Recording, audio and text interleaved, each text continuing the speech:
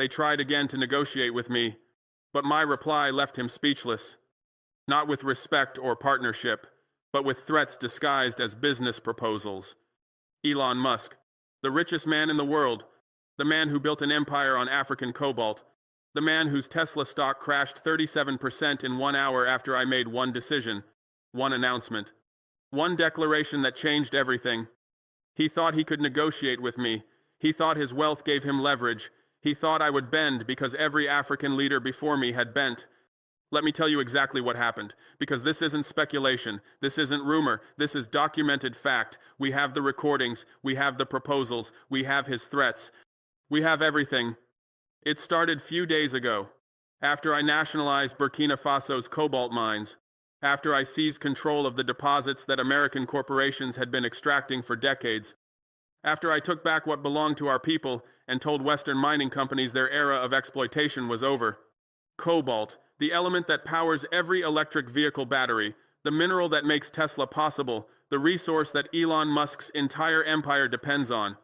68% of the world's cobalt comes from the Democratic Republic of Congo, another 15% comes from Burkina Faso, and I just took control of our 15%. The announcement was simple, direct, unambiguous. Effective immediately, all cobalt mining operations in Burkina Faso are under state control. All existing contracts with foreign corporations are void. All extraction will now serve Burkinabe interests first, global markets second. I made that announcement at 9 a.m. Ouagadougou time. By 10 a.m., mining company stocks were falling. By 11 a.m., Tesla stock was in freefall. By noon, Elon Musk had lost $42 billion in personal wealth in 3 hours. Tesla stock crashed 37% in 1 hour, the fastest single-hour collapse in the company's history. Not because of production problems, not because of competition, not because of technology failures, but because an African president decided his country's resources belonged to his country's people. The panic was immediate, spectacular, predictable. American mining executives called the State Department. The State Department called the White House. The White House called the CIA. The CIA called their assets in West Africa. Everyone was scrambling to understand what I'd done and how to reverse it. But I wasn't reversing anything. I was just beginning. Within 24 hours, I received 7 calls from Western officials, the French ambassador, the American chargé d'affaires, a German economic envoy, a British trade representative, all of them with the same message, delivered with varying degrees of diplomatic courtesy. Mr. President, you need to reconsider this decision. The economic consequences will be severe. The international response will be harsh. Your country cannot survive this isolation. I told them all the same thing. Burkina Faso survived colonialism. We survived structural adjustment. We survived your sanctions when I expelled your military bases. We'll survive controlling our own cobalt. Then, on the 3rd day, I received a different kind of call. Not from a government official, not from a diplomat, not from a traditional power broker, but from Elon Musk himself. My assistant came into my office at 4 p.m. She said, "Mr. President, Elon Musk is requesting a video call with you. His team says it's urgent. They say he wants to discuss the cobalt situation directly." I smiled, actually smiled, because I'd been expecting this. I knew that once the diplomatic pressure failed, once the government channels proved ineffective, once the traditional approaches didn't work, they'd send him, the billionaire, the innovator, the man who thinks his wealth makes him untouchable and his success makes him irresistible. I said, "Tell him I'm available tomorrow at 10 a.m., 1 hour, no staff, just him and me, and make sure we record everything." The next morning, I sat in my office, alone. No advisors, no ministers, no security detail visible, just me and a camera and a secure video connection to the richest man in the world. Elon Musk appeared on screen at exactly 10 a.m. He was in what looked like a Tesla facility. Clean, modern, expensive, everything designed to project power and success and inevitability. He started with charm. That's always how they start, with smiles and compliments and attempts to establish rapport. He said, "President Traoré, thank you for taking this call. I've been following your leadership with great interest. What you're doing in Burkina Faso is remarkable, truly transformative." I said nothing, just looked at him, waited. He continued, I wanted to reach out directly because I think there's been a misunderstanding. Tesla isn't like the old mining companies. We're not exploiters. We're partners in the transition to sustainable energy. We're trying to save the planet. I said, by extracting cobalt from Africa at prices that barely compensate us for the environmental destruction your mining creates? He paused, recalculated, shifted approach. I understand your concern, and I think we can address it. That's why I'm calling. I want to propose a new arrangement, a real partnership, one that benefits Burkina Faso significantly. I said, I'm listening. He leaned forward, enthusiastic, animated, like he was pitching to investors. Here's what I'm proposing. Tesla will pay double the current market rate for Burkinabe cobalt. We'll invest $500 million in local infrastructure. We'll build a battery manufacturing facility in Ouagadougou that creates 10,000 jobs. We'll transfer technology. We'll train workers. We'll make Burkina Faso a key part of the global electric vehicle supply chain. He paused, waiting for my reaction, expecting gratitude, anticipating acceptance. I said no. He blinked, confused, like he'd misheard. No, I don't think you understand the offer. This is $500 million in direct investment. This is technology transfer. This is job creation. This is exactly what African leaders say they want. I said, what African leaders say they want and what Africa actually needs are different things. You're offering me money to continue extracting our cobalt. I'm telling you the extraction stops unless it serves our interests first. He shifted again, less charm now, more directness. President Traoré, let me be frank, Tesla needs cobalt. The electric vehicle industry needs cobalt. The transition to sustainable energy needs cobalt. If Burkina Faso cuts off supply, you're not just hurting Tesla, you're hurting the planet. I laughed, actually laughed, because the audacity was breathtaking. I said, let me be frank too, Mr. Musk. For decades, Western companies extracted African resources while telling us it was for our own good, for development, for progress, for civilization. Now you're extracting our resources while telling us it's to save the planet. Different rhetoric, same exploitation. I said, you want to save the planet? Start by paying fair prices for African resources. Start by leaving African environments undamaged. Start by ensuring African communities benefit from African minerals. Start by treating us like partners instead of mines to be exploited. His expression changed. The charm disappeared completely. Now I was seeing the real Elon Musk, the man who doesn't accept no, the man who's accustomed to getting what he wants, the man who thinks his wealth gives him the right to demand rather than request. He said, you're making a mistake, a serious mistake. Tesla has alternatives. We can source cobalt from other countries. We can develop new battery technologies that use less cobalt. We can work around Burkina Faso, and when we do, your cobalt becomes worthless, your leverage disappears, your economy suffers. I said, is that a threat, Mr. Musk? He said, it's reality, it's market forces, it's the consequence of your decision. I'm trying to offer you a partnership before those consequences materialize. I'm trying to help you avoid a disaster. I leaned forward, looked directly into the camera, made sure he could see my eyes, made sure he understood I wasn't intimidated, made sure he knew his threats were meaningless. I said, Mr. Musk, few days ago, NATO tried to assassinate me with a drone strike. They fired Hellfire missiles at my convoy. They tried to kill me because I demanded sovereignty. They failed. I survived, and I exposed them to the entire world. I said, you think I'm afraid of market forces? You think I'm intimidated by the threat of worthless cobalt? You think I'm concerned about economic consequences? I've already survived people trying to kill me. Your threats about stock prices and market dynamics are nothing. I said, here's what's going to happen. Burkina Faso will control its cobalt. We will decide who gets access. We will set the prices. We will determine the terms. We will ensure our people benefit.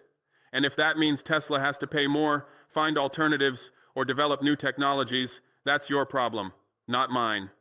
He was silent, completely silent, for 15 seconds, 20 seconds, 30 seconds, just staring at the screen, processing, recalculating, realizing that his usual approaches weren't working. Finally, he said, what do you want?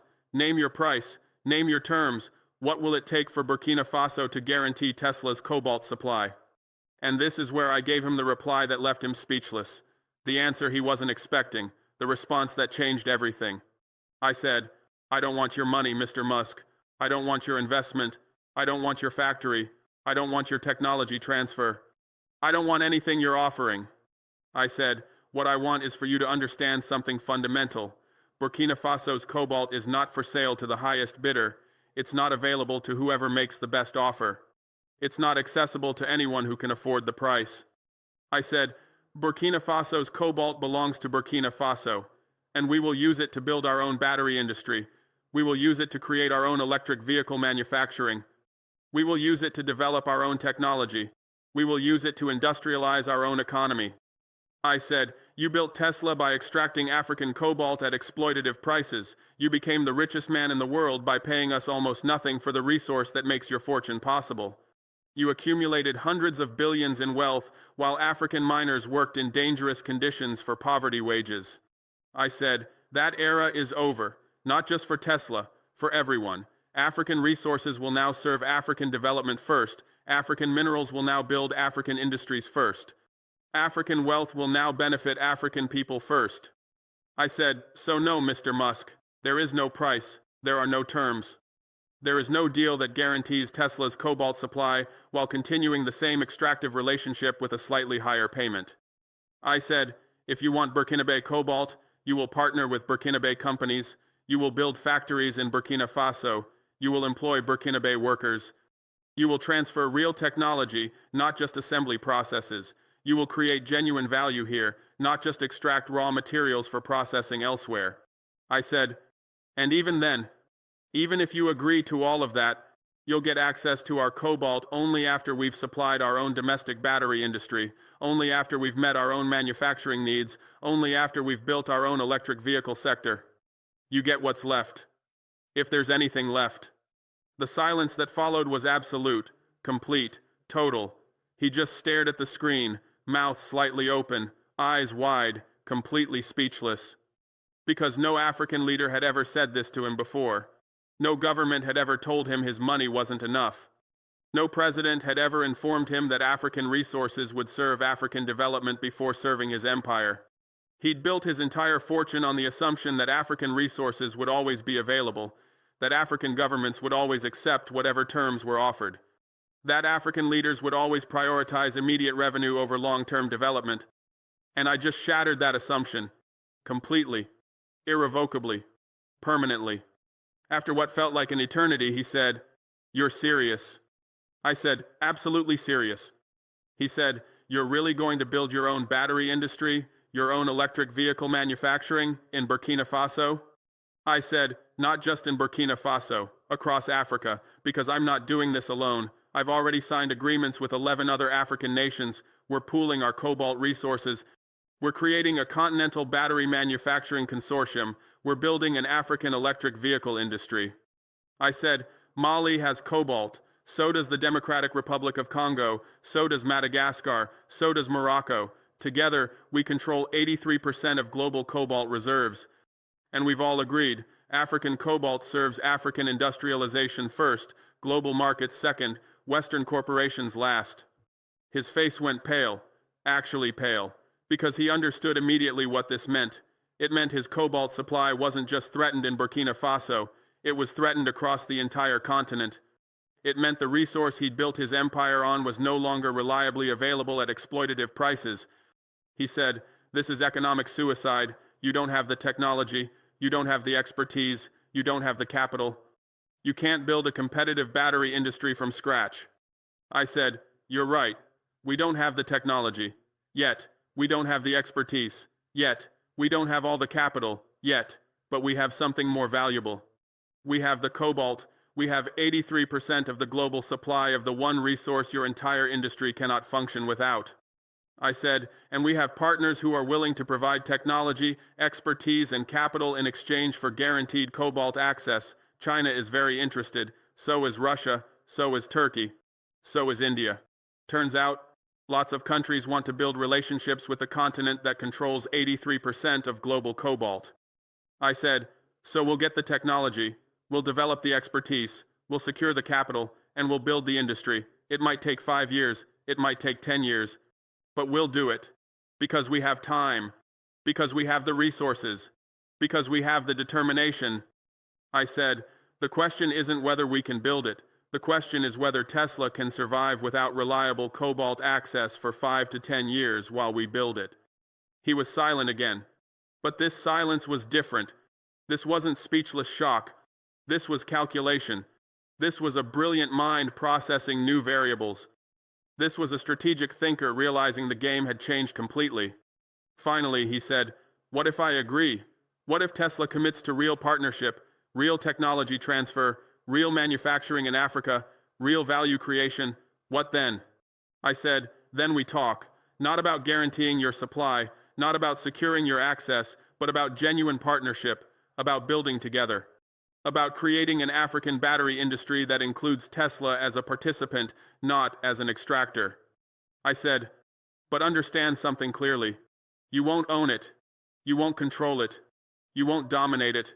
You'll be a partner, a minority partner, in an African-owned, African-controlled, African-led industry. I said, if you can accept that, if you can genuinely commit to that, if you can truly embrace that, then yes, we can talk. But if you're just looking for a way to maintain the old relationship with slightly different packaging, then no, this conversation is over. He stared at me for a long moment. Then he said, I need to think about this. I said, take all the time you need. But understand that while you're thinking, we're building. While you're calculating, we're partnering with others. While you're deciding, we're moving forward. So think quickly. The call ended. No pleasantries. No diplomatic courtesies. No pretense of friendly relations. Just the cold reality that the richest man in the world had just been told his wealth didn't give him the right to African resources on his terms. Within 6 hours, the story leaked. Someone in his organization, someone in my government, someone who understood the significance of what had happened. The headlines were immediate and spectacular. Elon Musk's African cobalt crisis, Burkina Faso seizes control of critical EV resource, Tesla faces supply chain catastrophe, African nations unite to control cobalt market. Tesla stock, which had partially recovered from the initial 37% crash, fell another 18%. Elon Musk's personal wealth dropped by another $28 billion. Electric vehicle manufacturers worldwide panicked as they realized their cobalt supply was no longer secure. But something else happened too. Something more important than stock prices or billionaire wealth or corporate panic. African people celebrated. Across the continent, in cities and villages, on social media and in streets. Millions of Africans who had watched their resources extracted for centuries, who had seen their minerals enrich others while they remained poor, who had endured the humiliation of being treated as sources of raw materials rather than partners in development. They celebrated because an African president had looked the richest man in the world in the eye and said no. Because an African leader had prioritized African development over Western corporate interests. Because an African government had chosen long-term industrialization over short-term revenue. The African Union called an emergency session, not to condemn me, not to pressure me to reverse course, but to discuss how other nations could follow Burkina Faso's example. How the continent could collectively control its resources. How Africa could finally industrialize using African minerals. 12 nations joined our Cobalt Consortium within 2 weeks, 17 nations within a month, 23 nations within few months. Each one bringing resources, committing to partnership, agreeing to prioritize African development. We established the African Battery Manufacturing Initiative, headquartered in Ouagadougou, governed by African nations, controlled by African leaders. Designed to build a continental industry that processes African cobalt into African batteries for African electric vehicles. China committed $15 billion in technology transfer and manufacturing infrastructure. Russia offered expertise in rare earth processing and battery chemistry. Turkey provided industrial equipment and training programs. India invested in research and development facilities. But more importantly, African nations invested too. Not just with cobalt resources, but with capital, with expertise, with commitment. Because this wasn't about replacing Western exploitation with Chinese exploitation. This was about building genuine African industrial capacity. We're building battery factories in Burkina Faso, Mali, Democratic Republic of Congo, Madagascar, and Morocco. We're training 50,000 African engineers and technicians. We're developing research centers focused on battery technology innovation. We're creating an entire industry from scratch. And we're doing it without Elon Musk, without Tesla, without Western corporate participation on their terms. 3 weeks after our video call, Elon Musk requested another meeting. This time, he didn't call directly. He went through proper channels. His team contacted our foreign ministry. They requested a formal meeting. They indicated he was prepared to discuss genuine partnership. I made him wait 2 weeks, not out of spite, but to make a point. When you're the one with the resources, you set the timeline. When you're the one with the leverage, you control the schedule. When you're the one who said no, you decide when to say maybe. The meeting happened in Ouagadougou, not in California, not in a Tesla facility, not on his territory, but in my office, in my capital, in my country. Because if he wanted African cobalt, he needed to come to Africa. He needed to see where the cobalt comes from. He needed to understand the people whose resources he'd been extracting. He arrived with a delegation. Engineers, lawyers, business strategists, all prepared to negotiate, all ready to find the minimum concessions necessary to secure cobalt access. I met him alone. No delegation, no team, no advisors visible, just me, because I wasn't negotiating. I was explaining reality. He started differently this time. Less charm, less confidence, more humility, more recognition that his usual approaches weren't working. He said, "President Traoré, I've spent the last 3 weeks studying what you're building. The African Battery Manufacturing Initiative, the Continental Consortium, the partnerships with China and Russia. It's impressive, genuinely impressive." I said nothing, just waited. He continued, "I was wrong. About a lot of things. I built Tesla by assuming African resources would always be available at prices that made my business model work. I became successful by not thinking too carefully about where cobalt came from or who suffered to extract it. I got rich by participating in a system that exploited Africa." He paused. "I'm not asking you to forgive that. I'm not asking you to forget it. I'm asking you to let me be part of the solution instead of continuing to be part of the problem." I said, "What are you proposing?" He said, "Tesla will invest $20 billion in the African Battery Manufacturing Initiative, not as a controlling investor, not as a majority shareholder, but as a minority partner. 20% ownership, African nations retain 80% control." He said, "We'll transfer our complete battery technology, not just manufacturing processes, not just assembly techniques, but core chemistry, research data, innovation methodologies, everything we know about making the best batteries in the world." He said, "We'll train 10,000 African engineers in our facilities worldwide. We'll bring them to California, to Berlin, to Shanghai. We'll teach them everything. We'll ensure Africa has the human capital to run this industry independently." He said, "And we'll commit to purchasing 50% of our cobalt needs from the African consortium at prices you set. Not market prices, not negotiated prices. Prices you determine are fair compensation for African resources." He looked at me directly. "In exchange, Tesla gets guaranteed access to African cobalt, not preferential access, not exclusive access, just reliable access. The same access you'll provide to other partners who commit to genuine partnership." I studied him, looked for deception, searched for manipulation, tried to identify the trap, because there's always a trap. There's always a hidden clause. There's always a way they maintain control while appearing to surrender it. But I couldn't find it. Either he was being genuine, or he was better at deception than I was at detection.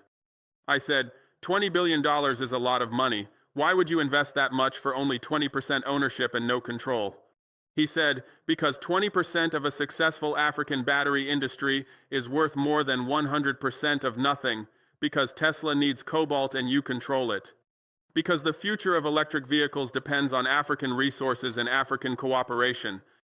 He said, "But also because it's right, because the old system was wrong, because Africa deserves to benefit from African resources. Because I'd rather be part of building something new than defending something indefensible."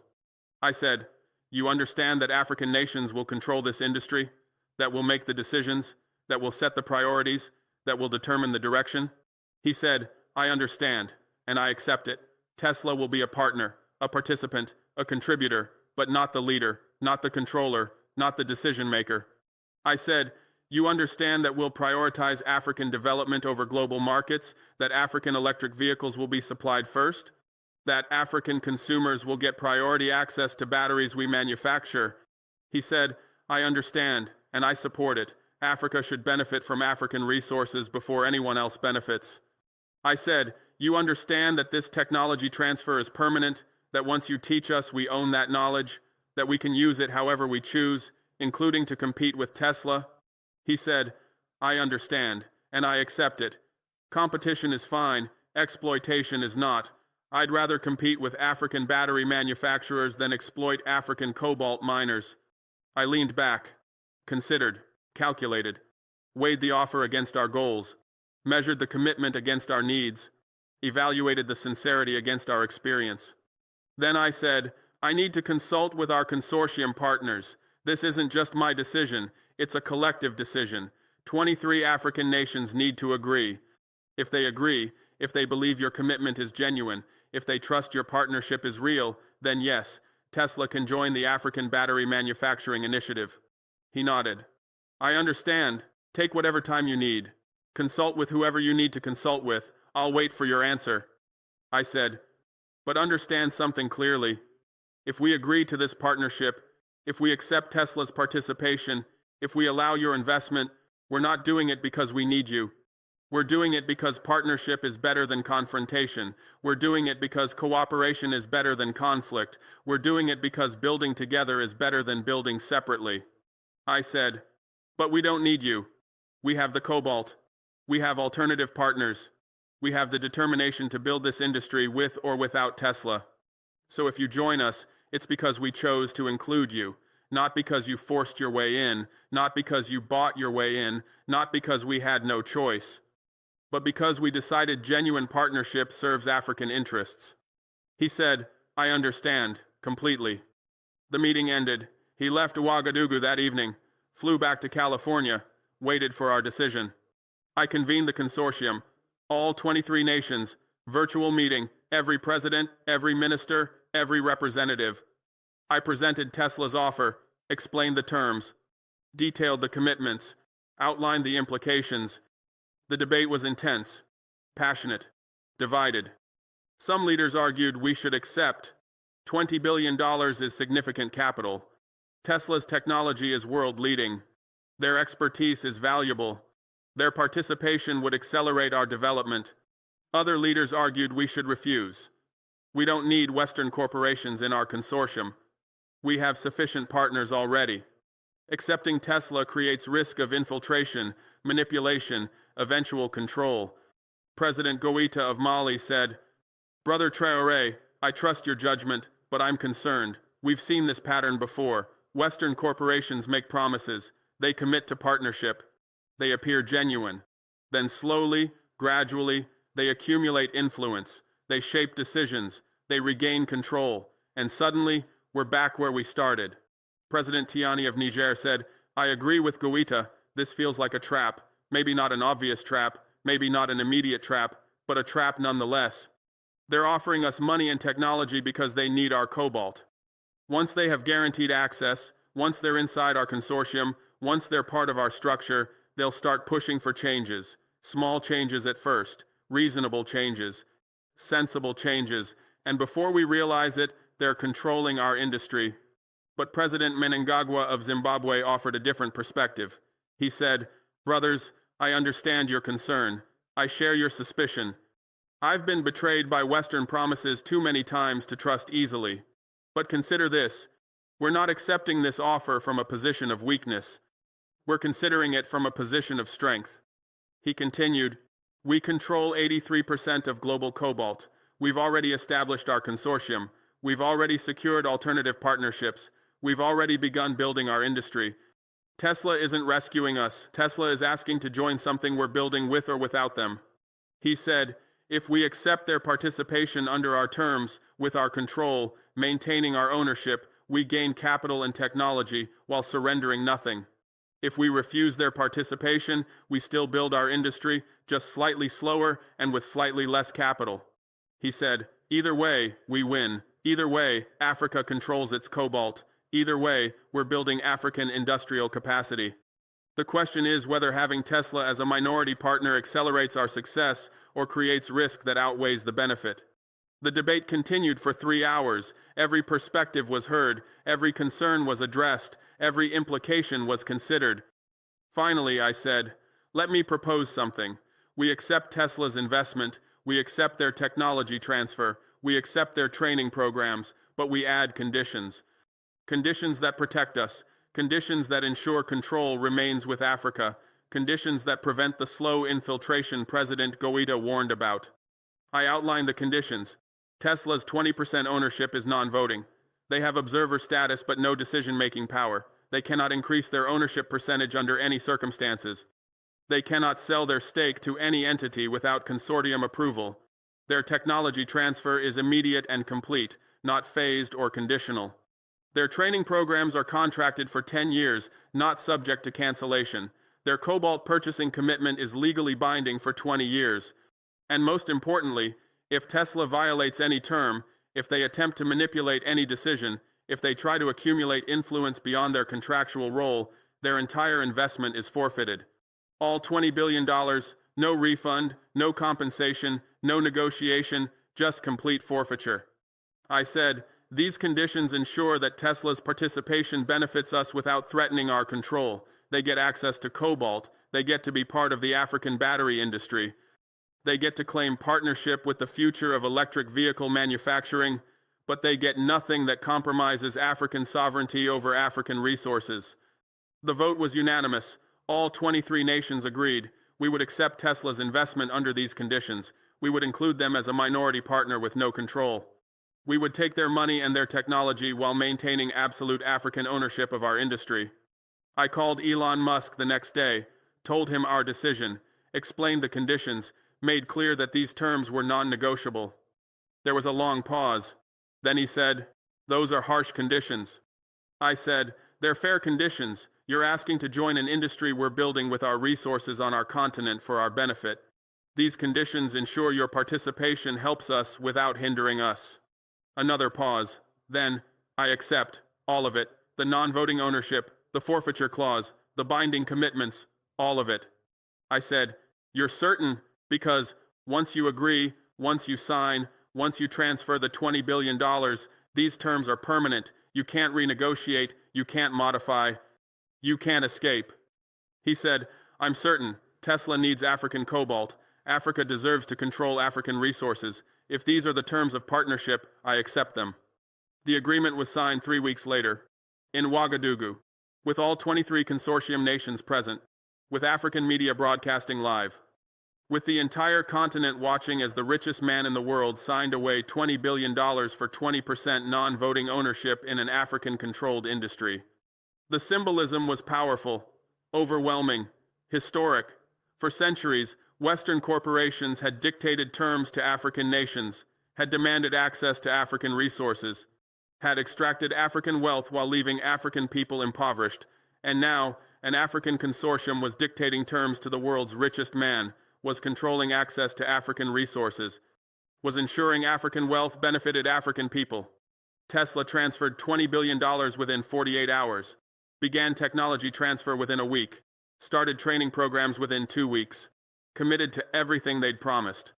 Not because they're generous, not because they're altruistic, but because they had no choice, because we controlled the cobalt, because we held the leverage, because we were willing to build without them if necessary.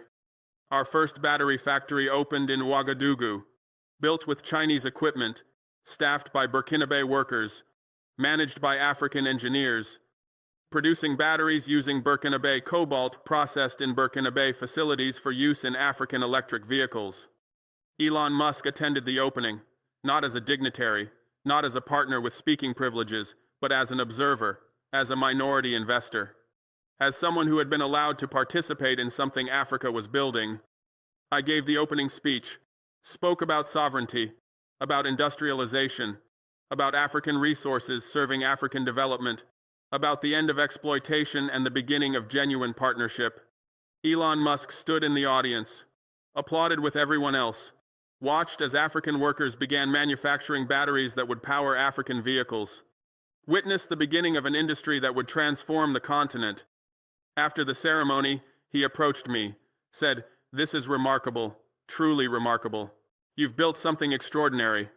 I said, "We've built something necessary, something that should have been built decades ago, something that would have been built decades ago if African resources had been controlled by African nations."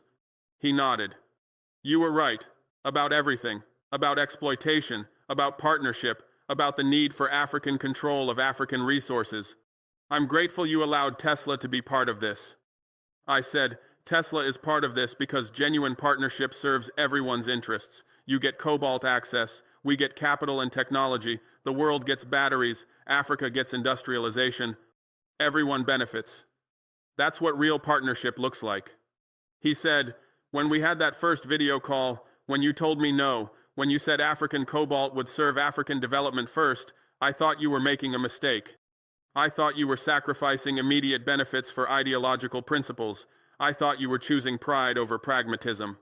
He said, "I was wrong. You weren't choosing pride. You were demanding respect. You weren't sacrificing benefits. You were insisting on fair terms. You weren't being ideological. You were being strategic." He said, "And your strategy worked. You got everything you wanted. African control, African ownership, African industrialization, fair compensation, technology transfer, capital investment, everything, because you were willing to say no, because you were willing to build without us if necessary, because you understood that leverage comes from being willing to walk away." I said, "That's the lesson Western corporations need to learn. That's the reality Western powers need to accept. Africa is done accepting unfair terms.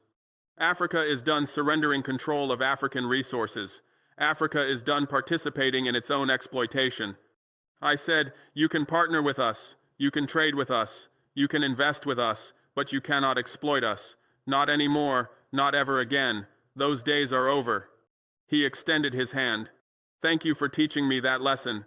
Thank you for forcing me to understand that. Thank you for making me part of something better than what I was part of before." I shook his hand, not as the president of a weak nation grateful for Western investment, but as the leader of a sovereign nation that had just demonstrated that African resources, controlled by African nations, managed by African leaders, can build African industries that benefit African people. The African Battery Manufacturing Initiative now operates 17 factories across the continent, employs 85,000 African workers, trains 12,000 African engineers annually, produces batteries for African electric vehicles, African energy storage systems, African industrial applications. We supply African markets first. African consumers get priority. African industries get guaranteed access.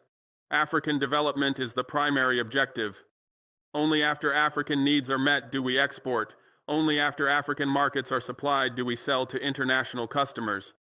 Only after African industries are served do we provide batteries to Tesla and other global manufacturers. And the prices we charge international customers are fair. Not exploitative, not excessive, but fair. Prices that compensate us for the environmental impact of mining. Prices that reflect the true value of cobalt. Prices that ensure African nations benefit appropriately from African resources. Tesla pays those prices. So does every other electric vehicle manufacturer, so does every battery company, so does everyone who wants African cobalt, because we control it, because we process it, because we determine the terms. Elon Musk's net worth eventually recovered. Tesla adapted to higher cobalt costs. The electric vehicle industry adjusted to new realities. The world continued functioning with African nations controlling African resources. But something fundamental changed. A precedent was established. A model was created. A pathway was demonstrated. Other African nations looked at what we'd done and said, "We can do this too." Zambia nationalized its copper mines. Zimbabwe took control of its lithium deposits. Tanzania seized its graphite resources. Ghana reclaimed its gold industry. One by one, African nations decided that African resources would serve African development. Western corporations panicked. Western governments protested. Western media condemned. But they couldn't stop it, because the model worked, because African nations were united, because the leverage was real. The African Resource Sovereignty Alliance was formed, 27 nations, controlling copper, cobalt, lithium, graphite, rare earth elements, platinum, gold, diamonds, every critical mineral, every strategic resource, every valuable commodity, and all of them committed to the same principle. African resources serve African development first, global markets second, Western corporations last. We're not isolating ourselves, we're not rejecting trade, we're not refusing partnership, we're just insisting on fair terms, we're demanding respect. We're requiring genuine partnership instead of exploitation disguised as cooperation. Western powers call it resource nationalism. They call it economic warfare. They call it threatening global supply chains. They call it destabilizing international markets. We call it sovereignty. We call it justice. We call it fair compensation. We call it long overdue correction of centuries of exploitation. But let me tell you exactly what this alliance means in practice, because it's not abstract. It's not theoretical. It's concrete action happening right now across this continent. It's 27 nations making decisions that reshape global economics. It's millions of African people finally benefiting from African resources. The alliance established headquarters in Addis Ababa, not in Paris, not in London, not in Washington, but in Africa. Because decisions about African resources will be made by African leaders in African cities, serving African interests. We created a unified resource pricing mechanism. No more individual nations negotiating separately with Western corporations. No more playing African countries against each other to drive down prices. No more exploiting our lack of coordination to secure unfair terms. Now, when Western corporations want African cobalt, they negotiate with the alliance. When they need African lithium, they deal with our collective representatives. When they require African rare earth elements, they face unified African negotiating power. And the prices we set reflect true value, not market manipulation, not artificial suppression, not colonial-era exploitation, but fair compensation that accounts for environmental impact, resource depletion, opportunity cost, and the right of African people to benefit from African wealth. The reaction from Western powers was predictable, immediate, aggressive. They called it a cartel. They compared it to OPEC. They warned about violating free market principles. They threatened legal action through international trade organizations. I addressed those accusations directly in a speech to the African Union. I said this alliance isn't a cartel. Cartels manipulate supply to create artificial scarcity and inflate prices beyond fair value.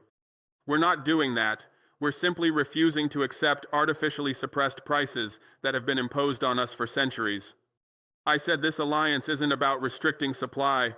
It's about ensuring fair compensation. It's not about punishing Western consumers. It's about benefiting African producers. It's not about economic warfare. It's about economic justice. And as for free market principles, I asked a simple question. Where were free market principles when Western powers used military force to secure resource access?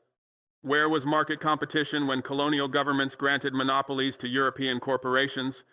Where were fair trade practices when African nations were forced to sell resources at prices dictated by foreign powers? The free market they celebrate only became relevant when African nations started controlling African resources.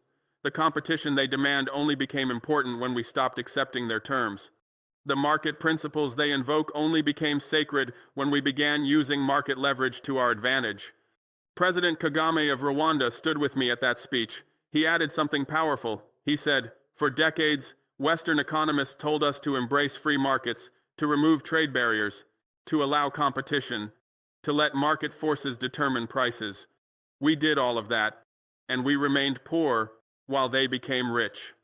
He said, "Now that we're using those same free market principles to demand fair prices, suddenly free markets are dangerous. Suddenly competition is threatening.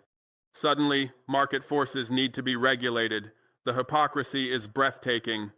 He said, "This alliance isn't violating free market principles. This alliance is finally applying free market principles to African resources. We're acting like rational economic actors.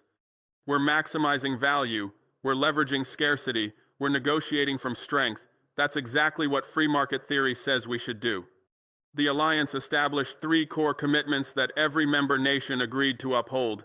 These weren't suggestions, these weren't aspirational goals. These were binding obligations with real consequences for violation.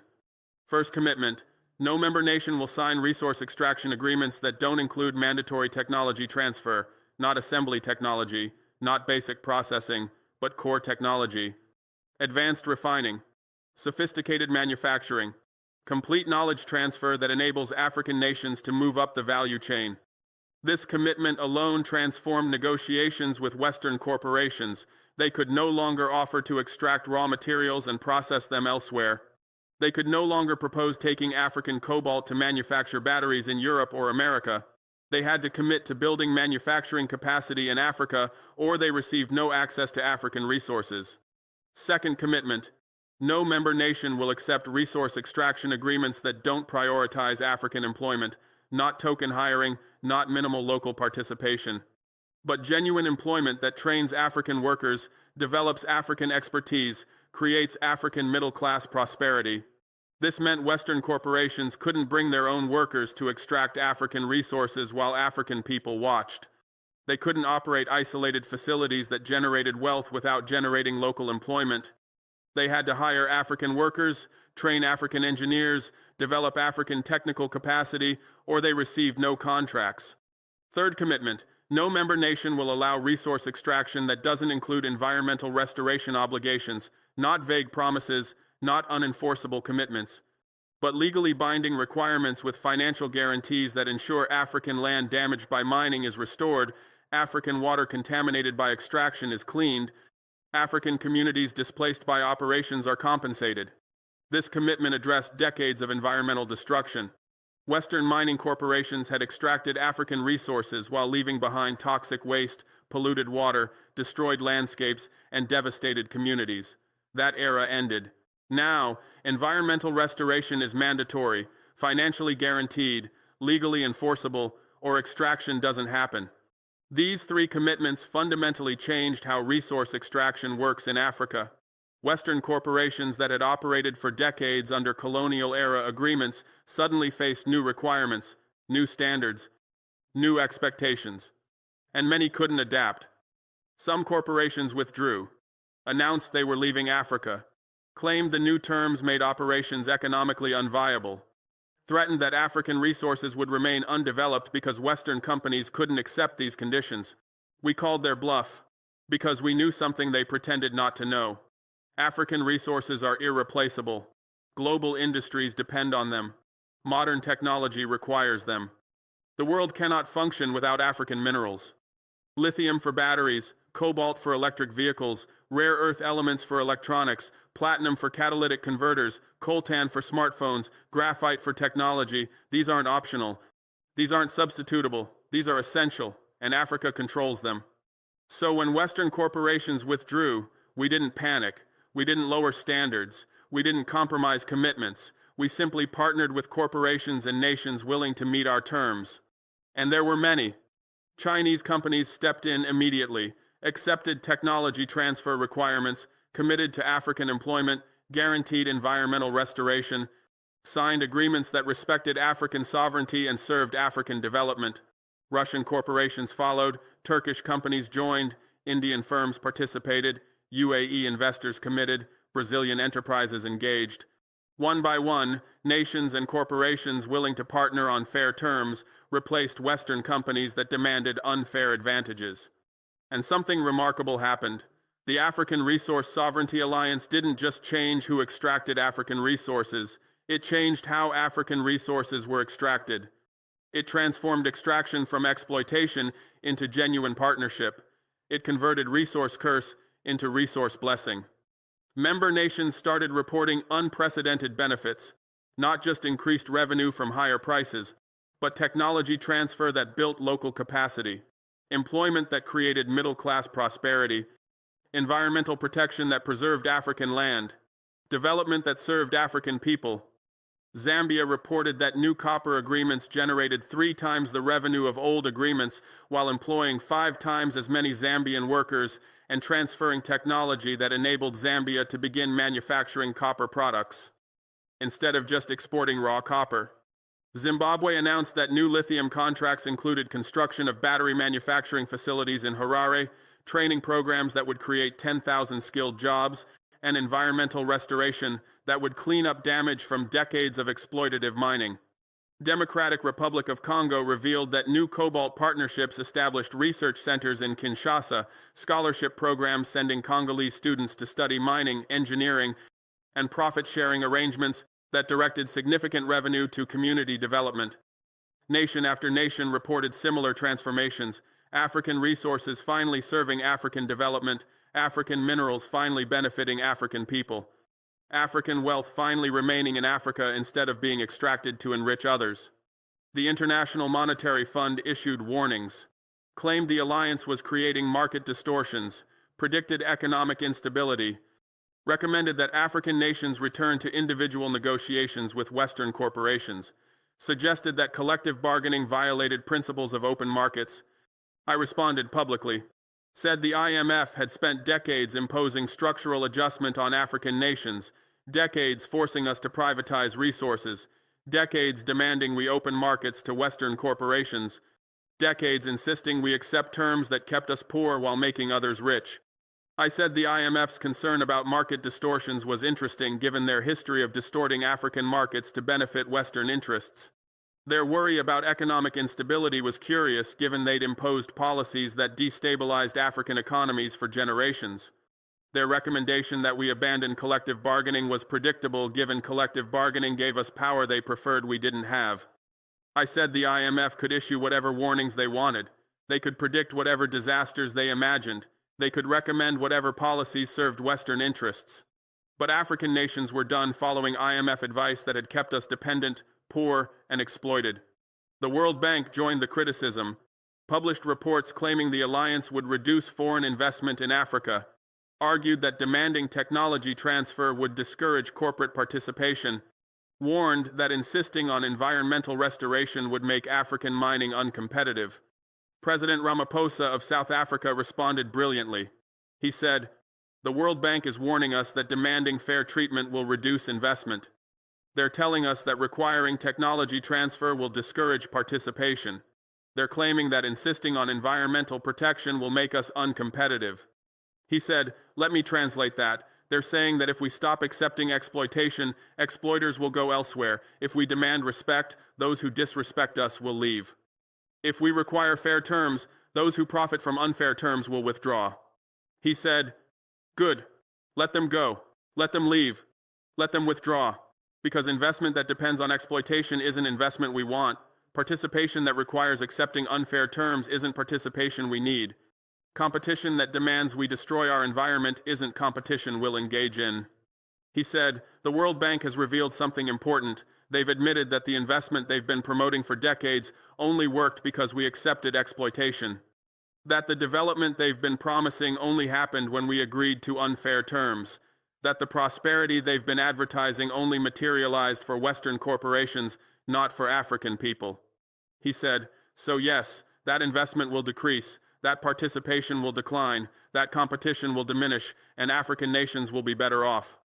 Because we'll replace exploitative investment with fair partnership, we'll substitute extractive participation with genuine cooperation, we'll exchange destructive competition with sustainable development." The alliance held its first annual summit 6 months after formation. All 27 member nations attended: presidents, prime ministers, ministers of mining, ministers of finance, technical experts, legal advisors, everyone involved in implementing our collective commitments. We reviewed progress, celebrated successes, addressed challenges, shared lessons learned, strengthened commitments, and made new decisions that expanded the alliance's scope and deepened its impact. We established the African Resource Development Fund. Every member nation contributes a percentage of resource revenue. The fund finances infrastructure projects that benefit multiple nations: cross-border railways, regional power grids, continental telecommunications networks, shared research facilities, collective training centers. This fund addresses a historical problem. African nations had been kept deliberately disconnected: poor roads between countries, limited railways crossing borders, inadequate power transmission linking regions, all designed to ensure African resources flowed to Europe, not to other African nations. We're changing that, building infrastructure that connects African nations to each other, creating networks that enable African trade, establishing systems that facilitate African cooperation, so that African resources can serve African development across the entire continent, not just within individual nations. We created the African Technology Institute, headquartered in Nairobi, staffed by African scientists, African engineers, African researchers, funded by the Alliance, dedicated to developing African solutions to African challenges using African resources. This institute focuses on technology that serves African needs, battery technology optimized for African climate conditions, mining technology suitable for African geological formations, refining processes adapted to African resource characteristics, manufacturing systems designed for African industrial capacity.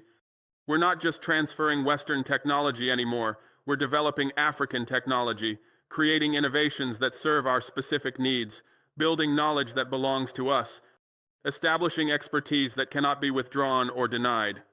We established the African Resource Transparency Platform, public database, accessible to anyone, documenting every resource extraction agreement, every technology transfer commitment, every employment requirement, every environmental restoration obligation, everything. This platform serves multiple purposes. It holds member nations accountable to alliance commitments. It allows African citizens to monitor whether governments are upholding obligations. It enables African civil society to verify that corporations are fulfilling promises. It provides African media with information to report on resource governance. But it also sends a message to Western powers and Western corporations. African resource extraction is no longer conducted in secret, no longer negotiated behind closed doors, no longer hidden from public scrutiny. Everything is transparent. Everything is documented. Everything is visible. To every African leader watching this, they will tell you it's impossible. They will warn you about consequences. They will threaten you with isolation. They will promise you disaster. They told me the same things. They said controlling our cobalt would destroy our economy. They claimed demanding fair terms would eliminate investment. They warned that asserting sovereignty would result in isolation. They predicted that refusing exploitation would cause collapse. They were wrong about everything. Our economy is growing faster than ever. Investment is increasing from partners who respect our terms. We're more connected globally than we've ever been. Our nation is thriving because we control our resources instead of allowing others to control them. Because we had leverage. Because we were united. Because we were willing to say no. Because we understood that African resources, controlled by African nations, managed by African governments, developed on African terms, are more valuable than African resources sold to the highest bidder at suppressed prices. You have leverage too. Your resources, your minerals, your commodities, the things the world needs, the materials global industries depend on, the elements modern technology requires. Control them. Unite with others who control them. Demand fair terms. Insist on genuine partnership. Build your own industries. Industrialize your own economies. Benefit your own people. Join the African Resource Sovereignty Alliance. Add your nation's resources to our collective strength. Contribute your government's commitment to our shared principles. Participate in our unified negotiations. Benefit from our coordinated strategy. Because 27 nations controlling African resources are powerful, but 54 nations controlling African resources would be unstoppable. The entire continent united in demanding fair compensation, requiring technology transfer, insisting on African employment, guaranteeing environmental restoration. That's the future we're building. That's the Africa we're creating. That's the sovereignty we're establishing, not through isolation, not through rejection of trade, not through refusal of partnership, but through insisting on fair terms, through demanding respect, through requiring genuine cooperation instead of accepting exploitation disguised as development. And when Western corporations call you to negotiate, when they offer you money to continue the old system, when they try to convince you that slightly higher payments for continued extraction is partnership, remember this. I looked the richest man in the world in the eye and said no. I told Elon Musk that his money wasn't enough. I informed him that African resources would serve African development first. And my reply left him speechless. because he'd never been told no by an African leader before, because he'd never encountered an African nation that controlled its leverage, because he'd never faced an African president who understood that sovereignty means controlling your resources on your terms. You can do the same. You can say no. You can demand respect. You can insist on fair terms. You can build your own industries. You can control your own resources. You can be sovereign. But you have to be willing to risk everything.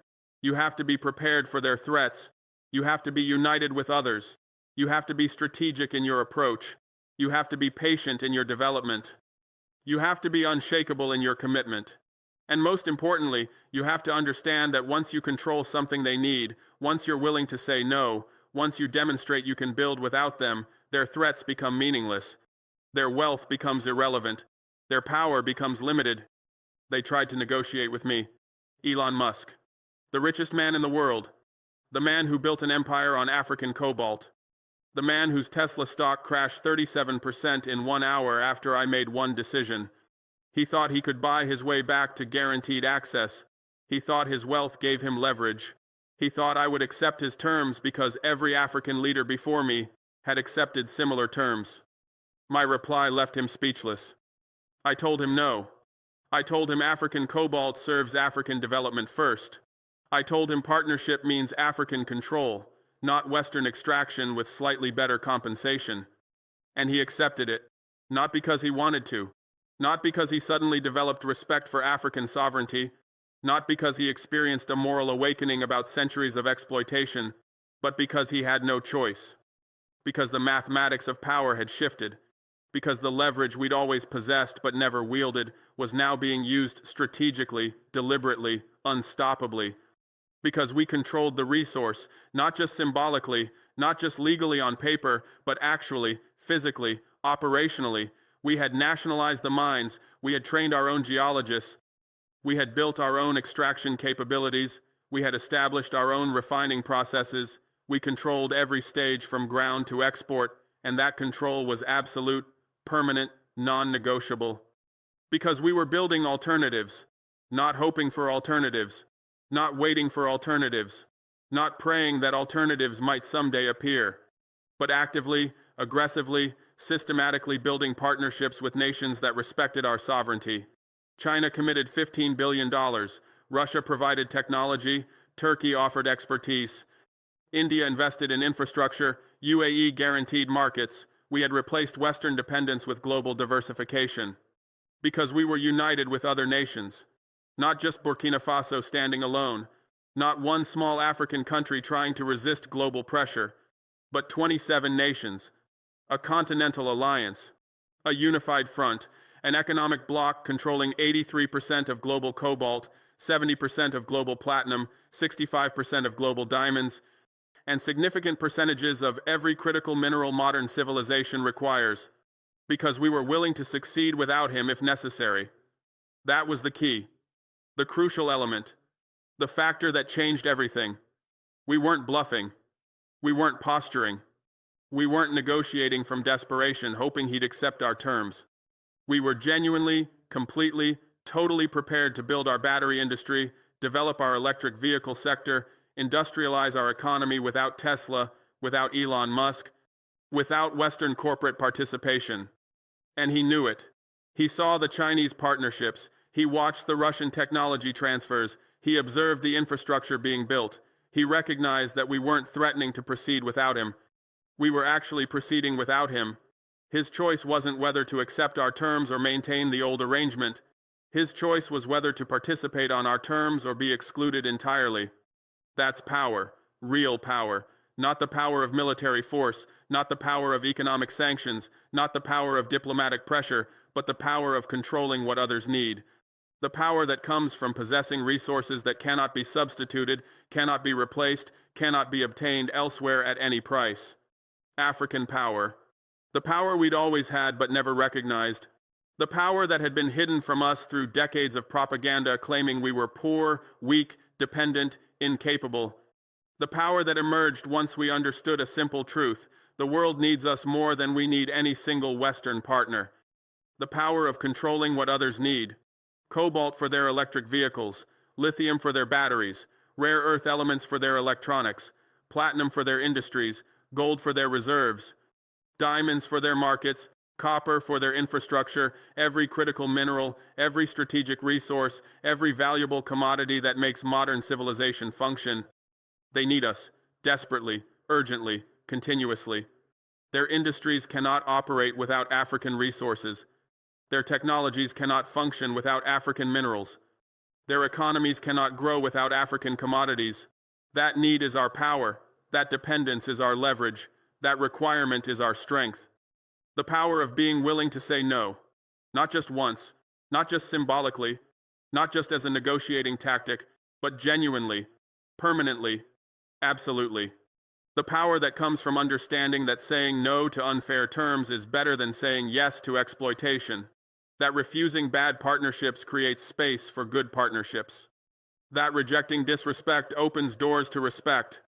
We said no to Elon Musk's first offer. We said no to his second offer. We said no to his third offer. We kept saying no until the offer changed fundamentally, until the terms reflected genuine partnership, until the arrangement served African interests, until the agreement respected African sovereignty. And each time we said no, we became stronger. Each refusal demonstrated we weren't desperate. Each rejection proved we had alternatives. Each denial showed we controlled the leverage. Until finally, he understood that we meant it, that our no was permanent unless his offer changed completely. The power of understanding your leverage and using it strategically, not emotionally, not reactively, not impulsively, but strategically, calculating exactly what we controlled, recognizing precisely what they needed, identifying specifically what we wanted, then using our control of what they needed to obtain what we wanted. We didn't just nationalize cobalt mines and hope for the best. We studied global supply chains. We analyzed battery manufacturing. We researched electric vehicle production. We understood exactly how dependent Tesla was on cobalt. We calculated exactly how much our supply mattered. We knew exactly what our leverage was worth. Then we used that knowledge strategically. We didn't demand impossible terms. We didn't ask for arrangements that would make partnership genuinely unviable. We demanded fair terms. Terms that respected our sovereignty. Terms that served our development. Terms that benefited our people. Terms that any genuine partner should be willing to accept. And when Western partners refused those fair terms, when they insisted on maintaining exploitative arrangements, when they demanded we continue accepting colonial-era conditions, we used our leverage. We said no. We partnered with others. We built without them, until they understood that accepting fair terms was their only option. They tried to negotiate. Elon Musk, the richest man in the world, the person who had built a $400 billion fortune partly on African cobalt extracted at exploitative prices. The entrepreneur who had revolutionized electric vehicles while paying African miners poverty wages. The innovator who had transformed transportation while leaving African communities impoverished. He tried to negotiate, offered money, promised investment, guaranteed markets, committed to infrastructure. Everything except what we actually demanded. Genuine partnership based on African control, African ownership, African benefit. I said no, not rudely, not emotionally, not vindictively, but firmly, clearly, definitively.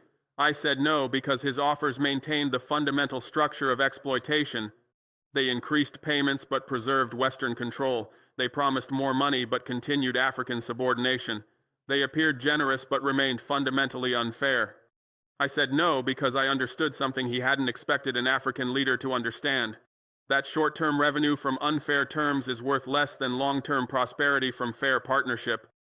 That immediate payments for continued exploitation are worth less than sustained development from genuine cooperation. That accepting his offers would enrich Burkina Faso temporarily but keep us dependent permanently. I said no because 23 other African nations were watching, because my acceptance of unfair terms would pressure them to accept unfair terms, because my surrender to Western demands would weaken collective African resistance, because my decision affected not just Burkina Faso but the entire continental movement toward resource sovereignty. And Africa is industrializing, not theoretically, not aspirationally, not in some distant future, but now, actually, measurably, undeniably.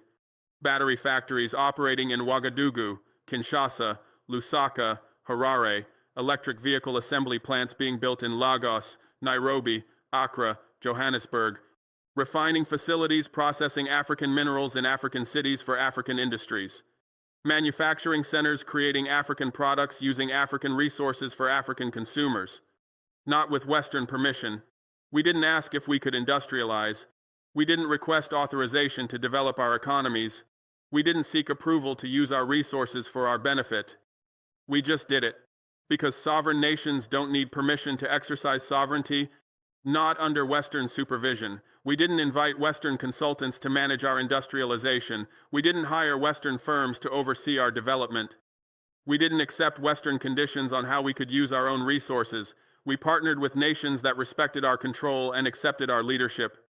Not according to Western timelines. We didn't wait for Western corporations to be ready. We didn't delay until Western governments approved. We didn't postpone because Western economists predicted failure. We moved at our pace, according to our priorities, serving our interests.